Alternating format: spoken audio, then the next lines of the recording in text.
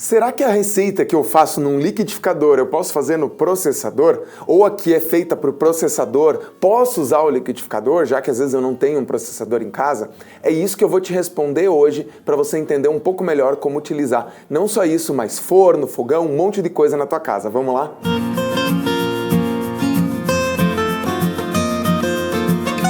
Olá, tudo bem? Eu sou o chefe Guilherme Guzella e hoje eu quero falar um pouquinho mais com você sobre uma pergunta que apareceu, ó, dá uma olhada aqui, sobre se uma receita que é feita para o processador eu posso fazer no liquidificador. Nessa pergunta específica, ela é sobre a receita de nuggets caseiros de frango.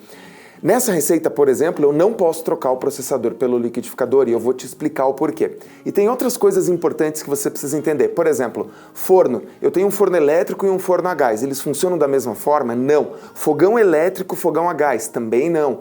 Eu posso trocar uma preparação que eu faço no forno por uma na air fryer? Depende. E é isso que eu quero conversar com você hoje. Nessa primeira parte, liquidificador e processador.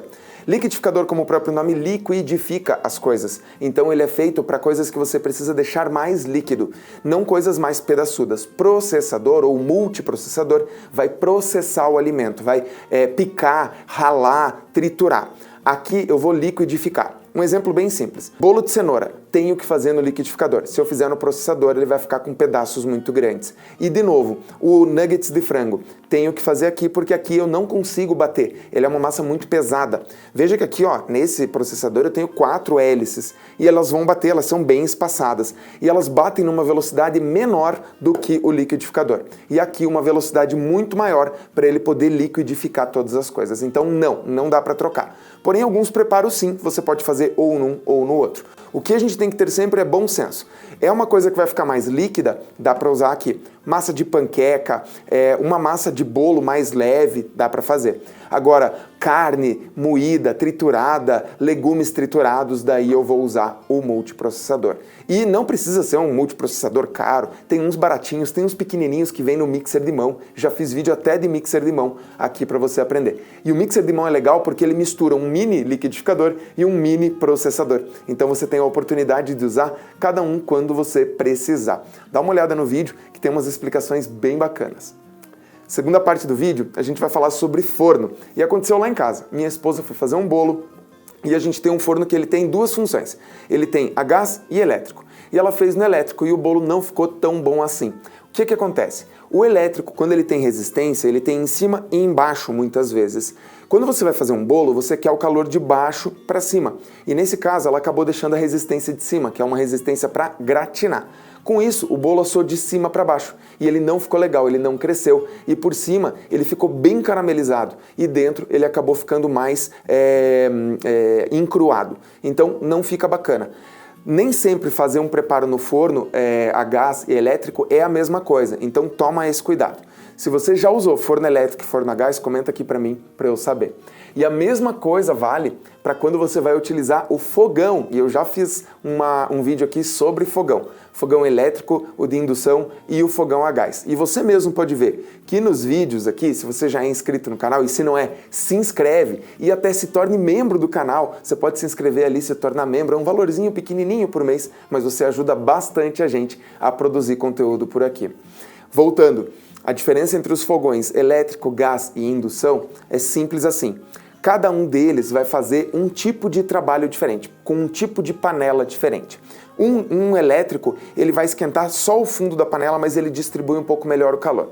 O indução, ele concentra mais o calor e ele é um calor mais intenso, mais forte. Então, para grelhar uma carne, para alguma coisa assim, ele funciona super bem. Cozidos longos, o indução também é bom porque você consegue controlar muito precisamente a temperatura e você deixa a temperatura baixinha e ele vai funcionando. Por que o indução não é legal? Preparos de médio tempo que a gente vai fazer em casa, às vezes até um molho à bolonhesa, não é tão legal, porque ele tende a grudar no meio e as bordas não tanto. Aí o fogão elétrico funciona melhor, mas melhor ainda a gás. O a gás ele tem uma desvantagem. A gente tem a vantagem de encontrar o gás em tudo que é lugar, mas a desvantagem é que ele é menos econômico, ele gasta muito mais. Dá a impressão que o elétrico gasta mais, mas não é. É o a gás, porque ele dispersa gás, ele dispersa calor. Por isso que muitas vezes as alças das panelas acabam aquecendo, porque o gás acaba passando, o calor passa por ali e ele acaba aquecendo o resto da panela. Por isso que é importante você usar as panelas certas, o tamanho certo de panela, mas isso acho que vale um outro vídeo para eu te explicar. Então não é a mesma coisa. Se você tiver a oportunidade de experimentar vários tipos de fogão, vale a pena. Eu em casa tenho um elétrico por indução e tenho um gás. E às vezes eu uso um, às vezes eu uso outro. E para terminar, uma última dica super legal, que é uma dica de substituição. Muitas vezes a gente faz uma receita aqui no canal e eu preparo ela frita e vocês perguntam, pode fazer na air fryer? Pode, muitas vezes pode, mas você tem que ter consciência de que precisa passar às vezes um pouquinho de um óleozinho em volta ali com um pincelzinho para poder fazer com que ele realmente frite dentro da air fryer. Segunda coisa, um preparo de forno, eu posso fazer na air fryer? Na maioria das vezes, sim. Então, se você faz um bolo e você quer fazer um bolinho menor na air fryer, dá para fazer. E a air fryer ela é muito mais econômica porque ela tem menos espaço para gastar energia, ela esquenta muito mais rápido e você consegue controlar melhor. A desvantagem da air fryer é o tamanho dela. E lógico, hoje tem aqueles fornos de air fryer que também funcionam muito bem. E ela distribui o calor muito melhor, então para dourar, gratinar, grelhar funciona perfeitamente bem. Então sim, dá para substituir na maioria das vezes. E Guilherme, eu não tenho air fryer em casa. Dá para colocar uma receita de air fryer no forno? Às vezes não, exatamente por essa circulação do ar. Exemplo, eu já fiz uns espetinhos aqui com vocês que a gente fez na air fryer. Eles não vão tão bem no forno. Então, se você quiser fazer, é melhor você fazer numa chapa, numa frigideira, numa bistequeira. Aí sim os espetinhos vão melhor. Mas essa receita específica no forno não vai ficar legal. Você viu como tem bastante coisa e a gente tem que ter um conhecimento dos equipamentos que a gente tem em casa e pensar um pouquinho. Eu sempre falo que o bom senso é o melhor tempero de toda a cozinha. E isso faz com que a gente entenda como utilizar melhor os utensílios e equipamentos dentro da cozinha.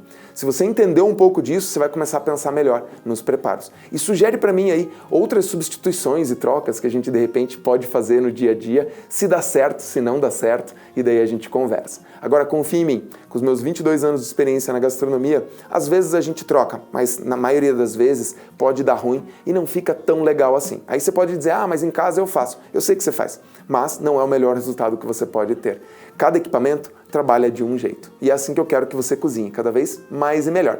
Por isso, já te peço de novo, deixa teu like, se inscreve no canal, se torne membro aqui do canal para você continuar aproveitando os vídeos. E se você quiser também, se inscreve no canal do Telegram lá embaixo. Esse é de graça para a gente produzir um pouquinho mais de conteúdo para você também. E lógico, tem outros vídeos aparecendo aqui na tela para você continuar aprendendo sobre gastronomia, aprofundar os teus conhecimentos. A maioria ali é receita para você aplicar isso que eu estou te falando. Eu te espero no nosso próximo vídeo. Bom apetite e vai cozinhar!